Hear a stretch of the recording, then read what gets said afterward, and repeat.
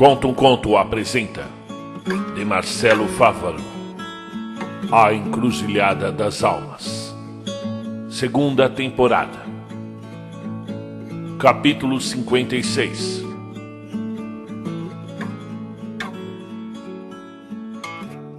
O som de uma cachoeira, denso, constante, ocupa todo o pensamento.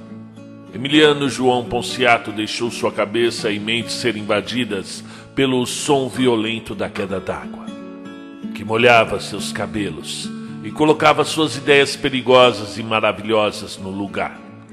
Abriu os olhos a tempo de ver Mariana emergir de um longo mergulho à sua frente.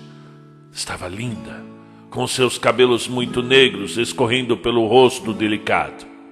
Com certeza, o artista que a representou no quadro fizera um bom trabalho. Entretanto, nenhuma pintura seria digna de representá-la, se fosse mesmo a própria filha de um deus Tumã. Como dissera o diário antigo, a beleza fez jus à sua casta. E então ela sorriu. Ela sorriu e Emiliano descobriu pelo que vivia. O motivo de ter nascido existia por Mariana, para Mariana, a favor dela e em sua homenagem. Queria beijá-la, mas sentia pena de apagar aquele lindo sorriso em sua boca. Que foi? Nada, respondeu encabulado enquanto abraçava seu corpo quente. Eu estou apenas te olhando, perguntando-me onde você estava esse tempo todo. Mariana sorriu novamente, aceitando seu abraço enquanto tentava boiar em seus braços. Esse tempo todo? É muito tempo, Emiliano. A vida pode ser uma viagem muito longa, continuou pensativa. Mas eu sempre estarei aqui, te esperando. Eu estou aqui por você. Poderá sempre confiar em mim. Pode contar sua viagem. Eu estarei aqui para te ouvir. O semblante da moça se modificou, atingindo nuances de preocupação. Precisava contar a ele, pois sentia já no seu cansaço mais valente coração que o amava.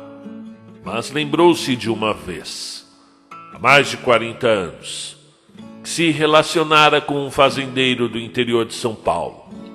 Era viúvo e os seus 2 filhos pequenos enterneciam seu coração. Sempre quis ser mãe, e aquela situação lhe aquecia a alma. Começou a gostar do homem, que lhe tratara com carinho e não lhe fazia muitas perguntas. O homem lidava bem com a Luna, prendendo-a no celeiro como um cavalo bravo.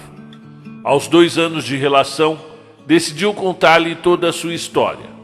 O homem ficou muito assustado e depois apavorado. 2 dias depois, a Bela acordou com um padre e 2 funcionários da casa de apoio da região. Foi trancafiada no manicômio.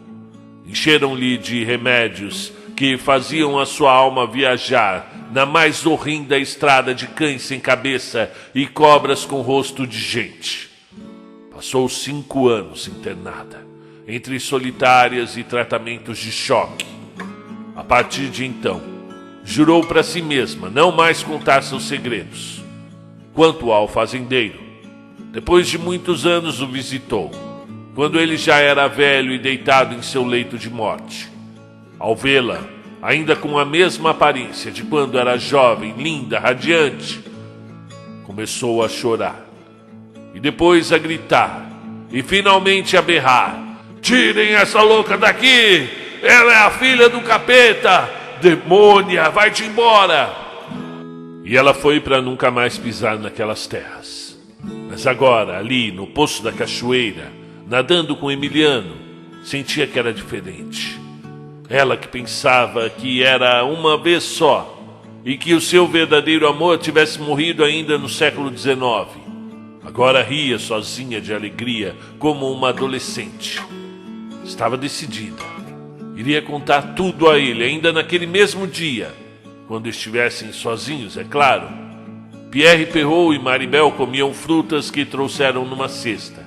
Também estavam felizes, Programavam para os próximos dias uma viagem de negócios e turismo para a Europa. Iriam visitar possíveis clientes das mais diversas pedras preciosas que tiraram da Câmara Dourada.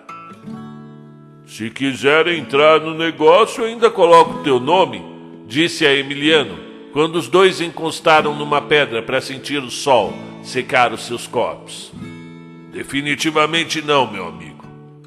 Se não entrar, será um tolo, garantiu o outro. Tem gente que lida bem com muito dinheiro. E tem gente simplesmente que não liga para isso. Diz isso porque já tem a vida resolvida. Concordo e admito. Sempre tive meios para garantir o meu futuro. Ainda assim, entrar num empreendimento bilionário é um caminho sem volta. Veja, Pierre, olhe para as duas. São belas, apaixonadas e podem nos dar tudo o que precisamos dessa vida. Quero ter filhos, ter tempo para lhes fazer companhia, vir à cachoeira, nadar. Tudo isso não precisa muito dinheiro. Dar-lhes o carinho que o meu pai nunca me deu. Os dois ficaram alguns minutos em silêncio e o próprio Emiliano continuou. Escuta. Agora que está prestes a ser um homem muito rico, não pense em procurar seus pais? Eu não sei, Emi, disse Pierre olhando para a queda d'água como se ela fosse apenas um filme. Eles foram embora. Eu mal sabia andar. Isso é desumano. Meu tio Bernardo me criou, mas ele nunca tinha feito comida para alguém antes. Sequer sabia que uma criança pode precisar de carinho, talvez.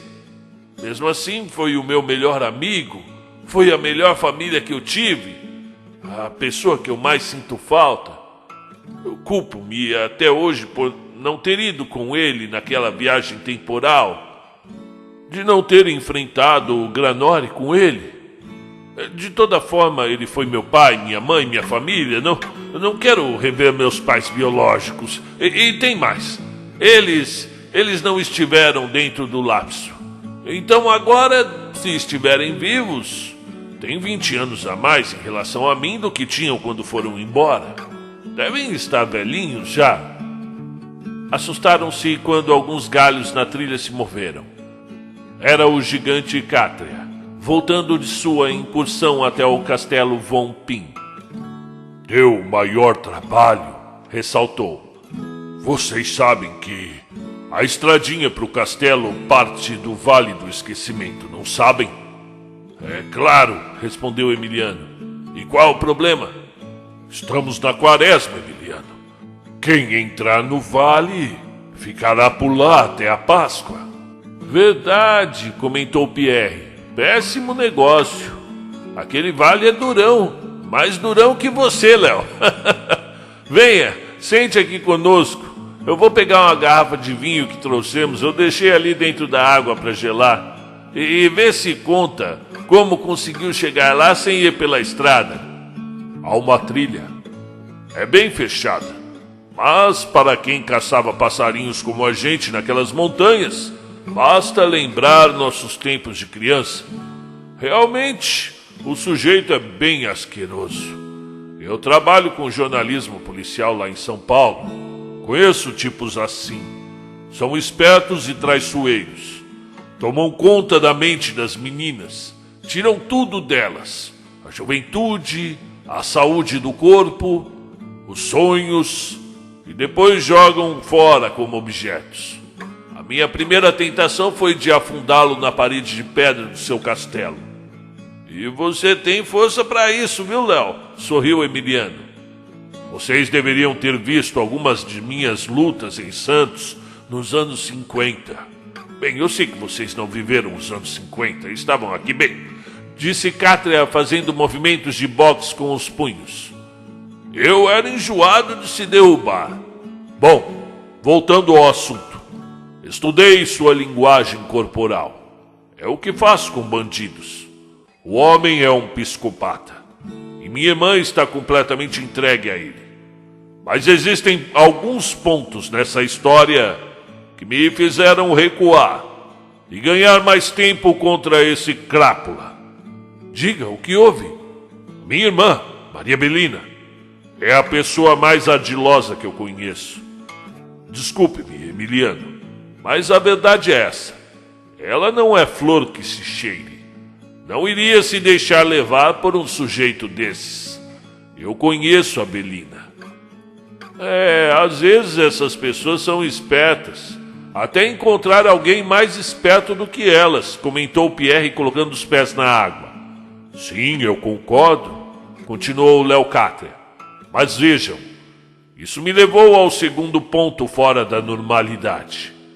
Eu não sei se você percebeu, Emiliano, mas Maria Belina usava algo diferente em suas vestes. Olha, você dizendo assim, eu acho que eu notei sim. Deixe-me ver. Sim, claro. Ela tinha...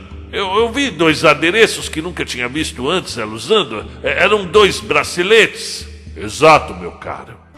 2 braceletes. Exultou Leocádia. Agora pense comigo. Do que você acha que eram aqueles braceletes? Não sei. Devia ser de prata. Isso. Eu conheço bem os metais.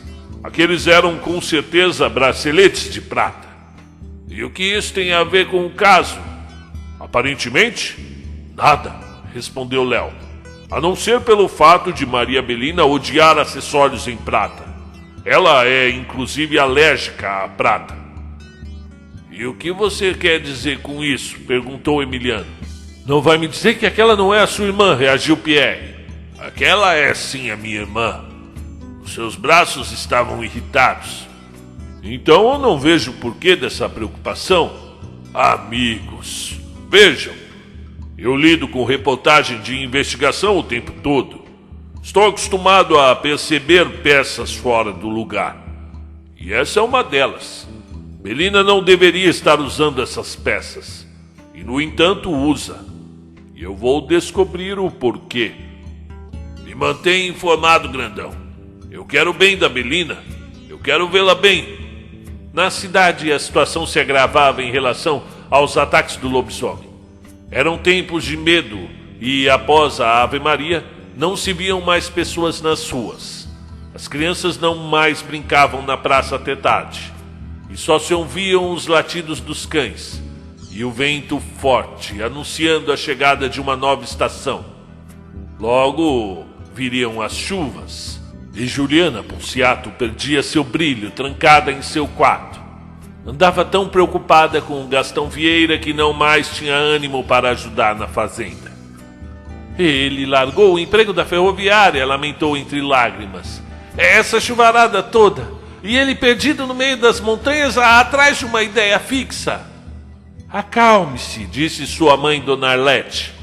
Os homens são assim mesmo, uma pedra de teimosos. Quando encarnam com uma coisa, não pensam em mais nada. Porém, Juliana não aceitava o mesmo destino de sua mãe.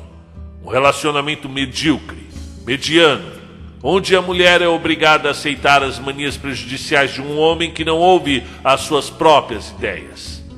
Decidiu que sairia nos próximos dias rumo à montanha para procurá-lo. Ou ele desiste dessa ideia, ou eu desisto dele. Capítulo 57. Os dias que se seguiram foram de marasmo, porém cheios de intranquilidades. Entretanto, serviram de descanso ao casal Emiliano e Mariana, que pouco saíam da casa ao lado da escola, onde trocaram o dia pela noite ao se amarem demasiado. A fazenda Ponciato estava aos cuidados de Juliana, que tinha dificuldades em coordenar toda a demanda de trabalho a se fazer. Queria buscar o seu amado, mas o trabalho a detinha. Estava cada dia mais parecida com Monique Ponciato, cada vez mais enterrada no trabalho. Eu preciso encontrar alguém que me ajude nessa situação, pensou. Emiliano só pensava em aproveitar os poucos dias que restavam antes de sua amada ir embora, para dar lugar à fera descontrolada de Luna. Como o tempo passou rápido! 3 meses não é nada. Estava transformando um antigo quarto em moradia para a indesejada visita que viria logo mais. Mariana o ajudou nos preparativos. É preciso colocar colchões nas paredes, ou a vizinhança não dormirá à noite. Mariana acordou com fortes batidas à sua porta. Emiliano não era, pois ele tinha as chaves. Assustou-se quando abriu e deu com o investigador Durval Barreira Grande, acompanhado de 2 guardas. Dona Mariana Rezende, a senhora está presa. Capítulo 58. 2 horas mais tarde, na sala do interrogatório, o sujeito de terno verde coçava seu queixo enquanto olhava para uma porção de papéis à sua frente. As informações que a senhora nos deu quando saiu da cadeia há mais de 2 meses nos deixaram bastante curiosos, afirmou. E eu não nego que fiz algumas ligações, contatei antigos amigos, gente que consegue rastrear o cheiro da mentira. Confesso, dona, a senhora tem muitas pontas soltas em seus depoimentos. Coisas suficientes para te manter atrás das grades, ao menos por precaução. Vocês estão malucos?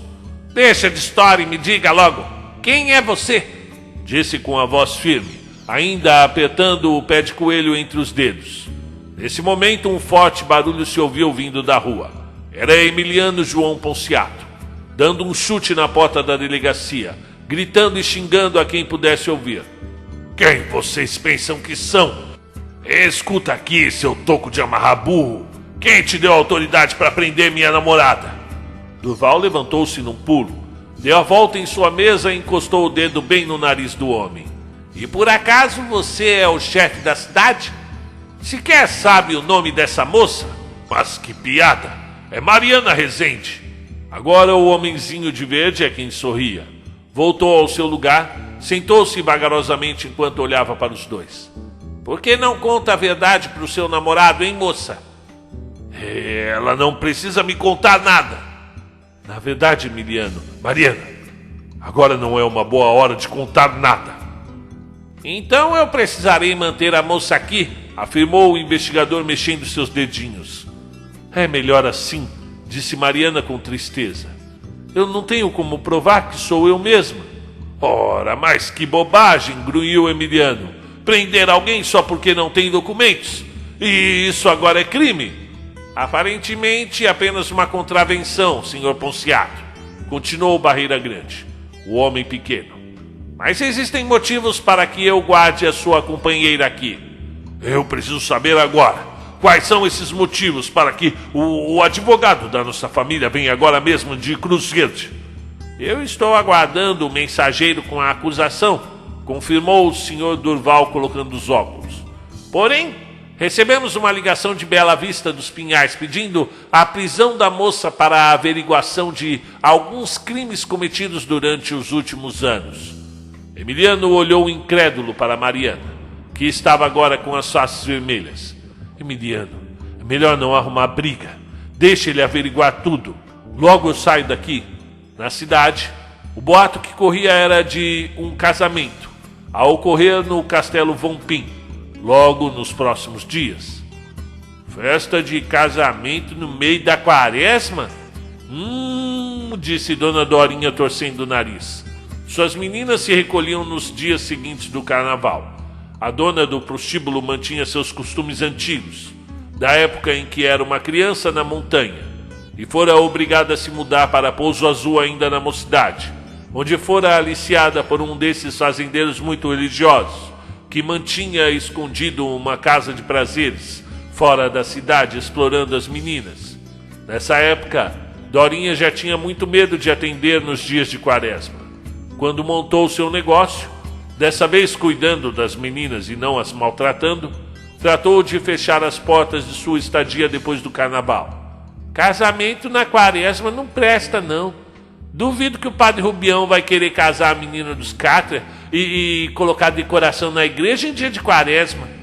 Disseram até que nem vai ser na igreja, cochichou Matilde, uma galega que estava sentada no vão da porta fazendo as unhas. Diz que vem um pastor da cidade grande para arranjar o acordo. Deus que me perdoe, sentenciou Dona Dorinha balançando a cabeça de um lado para o outro. Na praça, Leocádia trazia um livro de grande volume da biblioteca da escola. Estava lá desde que ele era garoto, e o gigante lembrava até a estante em que repousava o calhamaço. Era um guia sobre a história da hipnose no Ocidente. Parou quando viu Juliana Ponciato seguindo distraída em sua direção. Olá, Léo, disse constrangida. Guardava um segredo que dizia muito respeito a ele. Como vai, moça? Nossa, você cresceu? Os anos passam também para nós, encruzilhenses. E você, como está? Vivendo, disse olhando para o chão. Olha, Juliana, se por acaso falar com a Monique, sim, eu aviso que você está aqui. O homem ficou um pouco encabulado. Queria dizer mais alguma coisa, mas não conseguiu. Juliana, ao perceber o embaraço do antigo morador, apenas sorriu segurando seu braço. Vocês dois deveriam parar de ficar fugindo um do outro. Todos já perceberam que vocês nasceram para viver um para o outro. Deixe de besteira e vivam esse amor. Respondeu Leocádia surpreso. Você cresceu bastante. Parece uma mulher madura falando isso. Eu ainda acredito no amor, respondeu caminhando. E para onde vai? Essa noite? Essa noite é de lua cheia, Léo. Tem pelo menos 10 dias que eu não vejo Gastão. Eu tô com um pressentimento ruim sobre isso. Não acha perigoso ir atrás dele? E se o lobisomem... Esse lobisomem tem que acabar hoje, disse decidida. Se ele me quiser ainda, vai ter que desistir de caçar esse monstro. Na delegacia, ainda antes do anoitecer, Emiliano trazia seu advogado, Dr. Caio Rocha, um jovem magistrado que substituíra o antigo e falecido Dr. Genésio Fausto, que servira a família por mais de 30 anos. Agora, o recém-formado advogava para os Ponciatos há pouco menos de um ano. Era um jovem da pele morena, cabelos e olhos muito negros, magro em seu modesto terno cinza, porém muito aprumado. Tinha o costume de andar sempre muito limpo e perfumado, com um bigode bem fino, acertado diariamente no barbeiro mais antigo de Cruz Verde, sua cidade natal. Chegou muito sério, abrindo sua mala casóia madeirada. Onde está o investigador Durval? Ele sumiu, aquele duende verde. Deve estar na rua atrás do lobisomem, respondeu o delegado Rubens Bueno, arrumando a camisa. Quero esperar? Claro, sim. E eu posso falar com ela? Perguntou Emiliano João, que vinha no encalço. O corredor estava escuro, pois não tinham muitos presos na cidade. Na verdade, somente uma, na cela 7. Mariana lia um livro, nem parecia o bicho selvagem que ele visitara dias atrás. Sentou-se próximo à grade, olhou para a moça e disse: Você pode confiar em mim. Eu sei, respondeu a moça. E então? Não é tão simples. E por que não tenta? Veja, comece com calma. Por exemplo, onde aprendeu a fazer aqueles curativos que fez em mim? No Afeganistão, disse distraída. Quer me dizer como é que foi? Emiliano, não tem jeito fácil de se contar uma coisa dessas. Mas a verdade é simples. Eu sou uma mulher muito velha, presa num corpo muito jovem. Eu nasci em 1791, logo após a Inconfidência Mineira, numa fazenda muito rica em Bela Vista dos Pinhais. Eu vivi uma infância comum e feliz até os 12 anos. Eu até lembro do meu gatinho Bonel, quando eu fui acometida pelo mal de Luna. 3 luas em sã consciência, 3 luas em ódio desvairado. E eu continuei minha vida com os cuidados que a minha condição permitia, até conhecer o seu tataravô, um homem que desafiou o diabo por mim. Em seus olhos lágrimas desciam. Ele foi a pessoa que eu mais amei no mundo. Mas parece que algo deu errado. E depois desse desafio parei de envelhecer. Eu nunca mais vi o seu antepassado. Mas acho que a Luna ouviu certa vez, depois de muitos anos. Bom, pelo menos tive essa impressão, nos meus sonhos. Em poucas palavras resumiu sua longa vida. Os lugares onde viveu, seus sonhos, medos, pessoas que amou e viu morrer.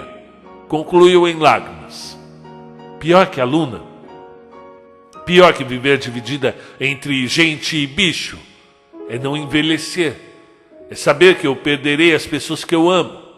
que viverei para ir ao enterro de todos os que eu conheço. O ser humano luta tanto contra a velhice, contra a morte. Mal sabe a maldição de saber que nunca será visitada pelo Caronte Negro. Emiliano previa que, de alguma forma, a moça do diário tinha conseguido chegar em vida até os dias atuais, mas não conhecia sua trajetória. Chorou com ela. Era um relato de solidão e dor. Enxugou suas lágrimas antes de dizer: mas eu acredito em você e te amo por isso. Seja lá como funciona essa maldição, nós vamos te livrar dela, juntos. Muito próximos a Agrate, entrelaçaram seus dedos e juraram um amor eterno. Suas lágrimas se tocaram, e Emiliano lutaria contra o mundo inteiro para ajudar Mariana a se ver livre do mal que a perseguia. E no mesmo momento em que, de lados opostos da jaula, suas bocas se tocaram, Durval Barreira Grande entrou em disparada pelo corredor. Emiliano! Emiliano! O que foi, homem? Eu preciso saber e rápido. Na noite da morte do Romildo Boaventura, onde mesmo que você disse que estava? Na casa de Pierre Perrault, meu amigo. Disse que bebeu e desmaiou, e quando acordou a casa estava toda revirada, como se uma fera tivesse passado por lá. Foi exatamente assim que aconteceu. Eu estou voltando da sua casa, Emiliano, e eu já sei quem é o lobisomem. Já? Pois diga. Eu não posso, mas você tem que vir comigo agora mesmo, sem fazer perguntas. Eu não vou deixar a Mariana aqui, exultou. Ela precisa ficar aqui, trancada, senão tudo está perdido. Vamos, homem, a sua irmã corre em perigo. Minha irmã? Imediatamente as feições de Emiliano se transformaram, assumindo o terror que já estampava o rosto do investigador. Pois então vamos. Deu um beijo em Mariana pela grade e sumiram ao pôr do sol pelas trilhas da montanha. Capítulo 59. As pedras logo ficaram iluminadas pela gigantesca lua branca que subia pintando a cordilheira. Os dois andavam depressa pela trilha, com lanternas em punho, procurando pelo bicho. Já tinham vencido as 2 primeiras cachoeiras e se lançavam acima, pulando as rochas, numa busca incessante por Juliana. Conforme iam adentrando mais e mais, subindo e descendo pelos caminhos milenares, Emiliano pensava na noite em que fora atacado pelo bicho. Sensações se misturavam em sua mente, e já não conseguia mais distinguir o que era real do que fora criado por sua mente para tentar explicar o que ocorrera, e por que não se lembrava de tudo com clareza. Pensou ter ouvido um urro de bicho, virou para o lado assustado. Onde está? Cadê? Gritou. Eu não ouvi nada, disse Durval empunhando a arma. Chegaram a um platô, e finalmente o investigador parou como uma estátua, e se virou rapidamente para Emiliano apontando a arma. Chegou a hora de matar o tal do lobisomem, disse ele quase sussurrando. O que é isso? Perguntou Ponciato. Você enlouqueceu? Fique quieto e abaixe, bem devagar. Continuou sussurrando e engatilhando a arma. Eu não estou entendendo, continuou Emiliano levantando as mãos. Abaixa e calhe a boca, disse fazendo mira. Eu não sou o lobis... Mal teve tempo de terminar a frase, e o investigador Durval Barreira Grande atirou. Emiliano fechou os olhos, já prevendo a entrada da bala em seu peito, mas estranhamente não sentiu o rasgo. Apenas um zumbido muito forte, passando à sua esquerda, explodindo logo atrás dele numa pedra. Em seguida ouviu um ganido hediondo, que foi se repetindo enquanto se distanciava.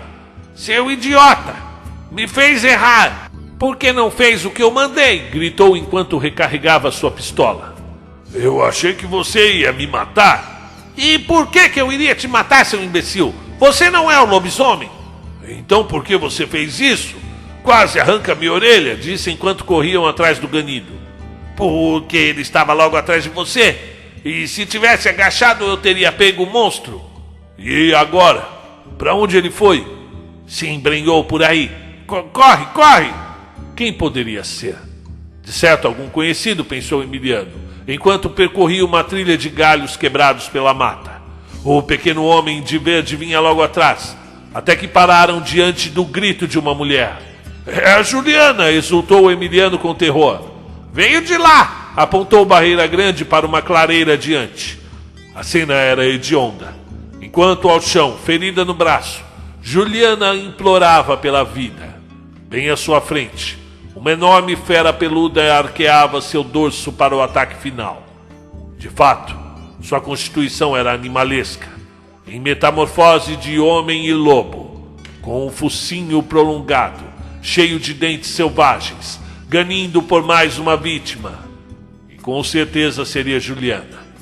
Mas dessa vez Barreira Grande não erraria novamente sua mira, desferindo um tiro certeiro no peito da besta, que emitiu um enorme urro em sua dor lancinante, antes de tombar para o lado, ofegando como um cão atropelado.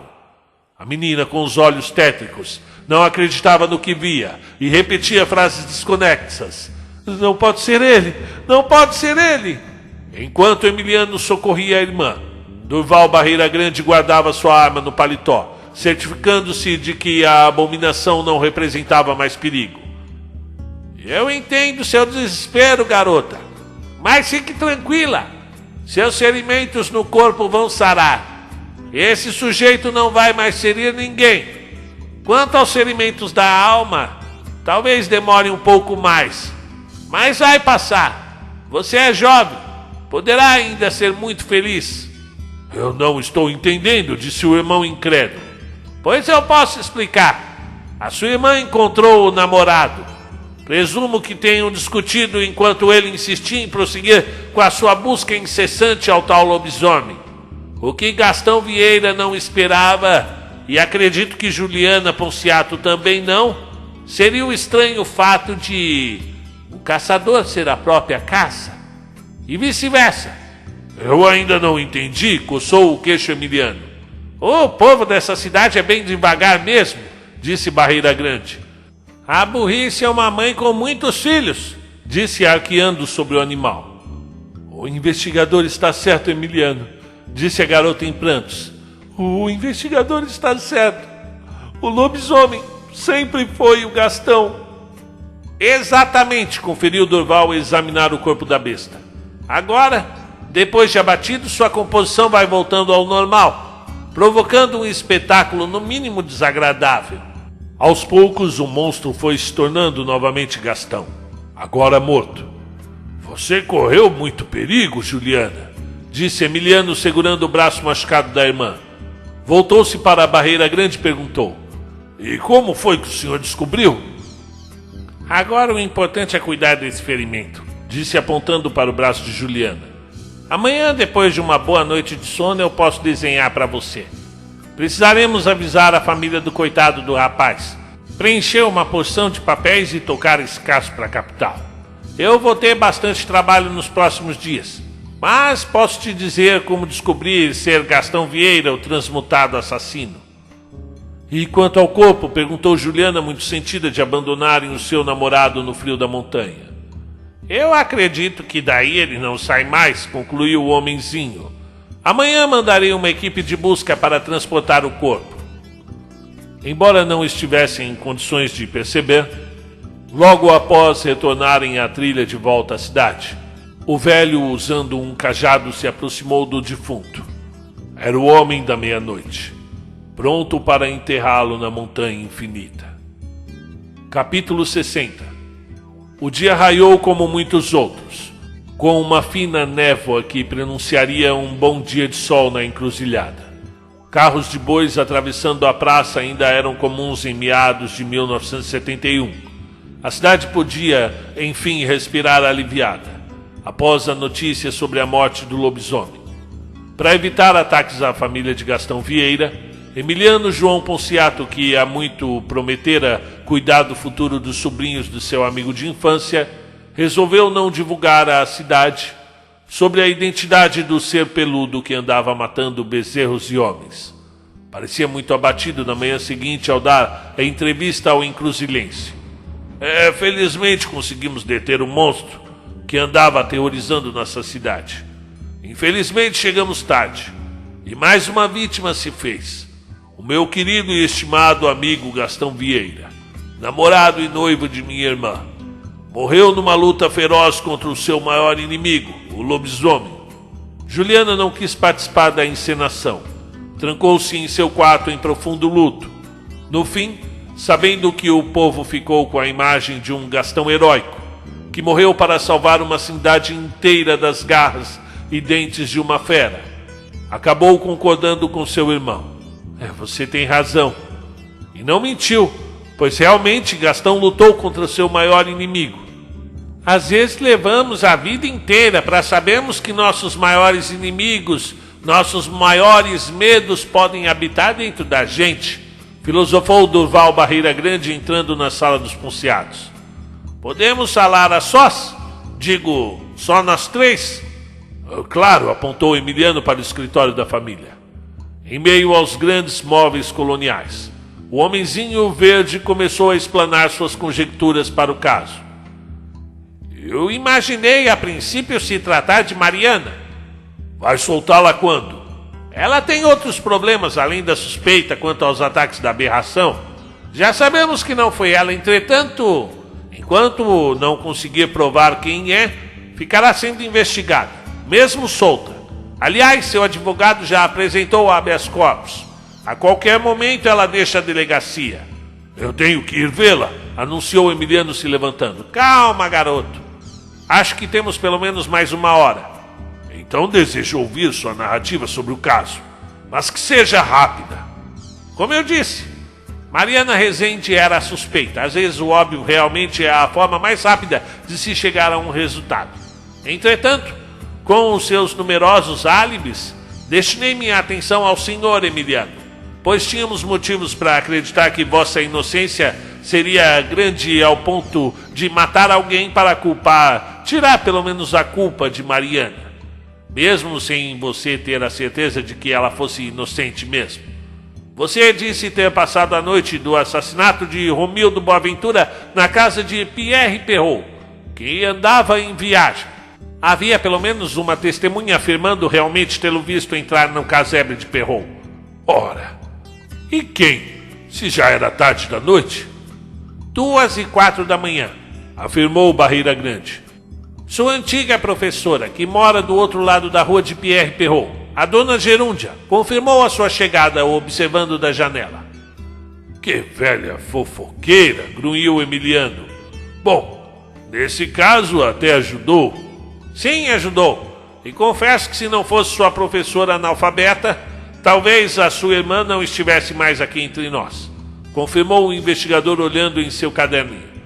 Romildo foi morto às 3 da manhã. Você já estava no casebre. Por isso descartei a segunda suspeita. Não era você. De toda forma fui até o casebre.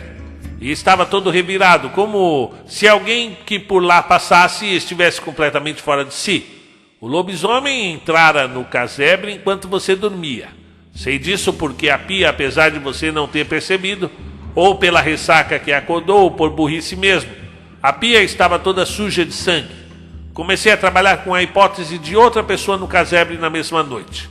Com certeza deve ter chegado ainda em mutação, quando se viu novamente no corpo de homem.